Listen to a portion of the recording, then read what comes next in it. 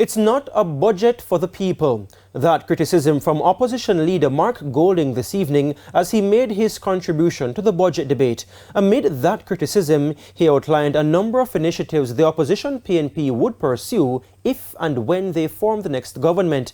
Now, Andrea Chisholm has been listening to the budget debate and now joins us live. Andrea. Well, Giovanni, it was a wide-ranging presentation outlining plans for a number of sectors, including renewable energy and the creative industries. Now, the budget for the next fiscal year, which begins on April 1, just a few weeks away, is over $1 trillion. But for the parliamentary opposition, there's nothing in it for the ordinary man on the street. The government is not prioritizing the change that we need to see. It is not a budget for the people.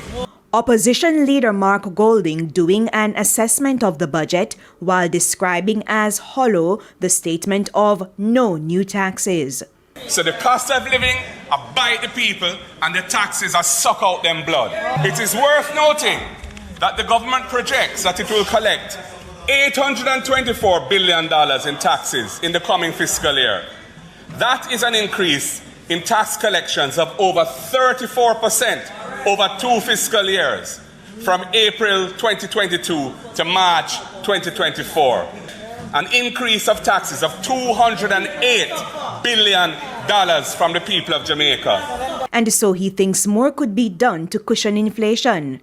Amidst high tax collections, he again questioned why there was no allocation for the local government election and the government's insistence on signing off on the new compensation regime for public sector workers by March 31.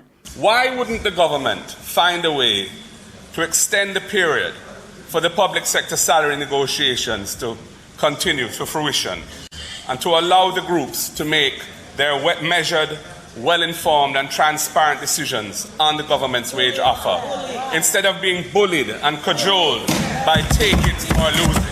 Against this backdrop, the opposition leader believes time come for Jamaica to go in a new direction. Mr. Golding said if the PNP forms the next government, they would focus on transforming the first 11 years of a child's life. Taxes will be removed from laptops and tablets for students, and greater emphasis placed on nutrition. We will ensure that teachers are eligible for student debt reductions and motor vehicle concessions at levels which increase with their years of service in the job.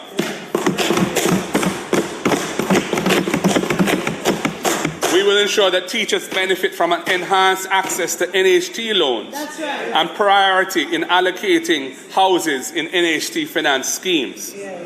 And we will also negotiate a package deal to provide our teachers with free internet service as a tool of their trade. On the issue of land titling, he pledged to create legislation to enable the development of a proper land titling system accessible to all.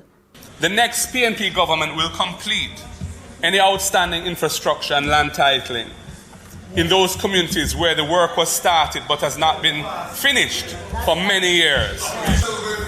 We will adopt a policy of proactively bringing infrastructure and land titling services to informal settlements with reasonable and affordable terms of cost reimbursement, backed up by support from state agencies such as the National Housing Trust and others to provide financing. Regarding health, Mr. Golding plans to increase the number of renal dialysis centers and expand access to health centers and clinics. Now, doctors who serve in rural areas will also get incentives such as scholarships for postgraduate training. Right, so Andrea, we've heard from the finance minister, the opposition spokesman on finance, and today the leader of the opposition. Who speaks next in this budget debate and when do they speak? Well, the next speaker, Giovanni, will be the Prime Minister, Andrew Holness, and he is scheduled to speak on Thursday. All right, thanks so much. We look forward to continuing our coverage of this budget debate. Thanks so much, Andrea Chisholm there. Right, so coming up.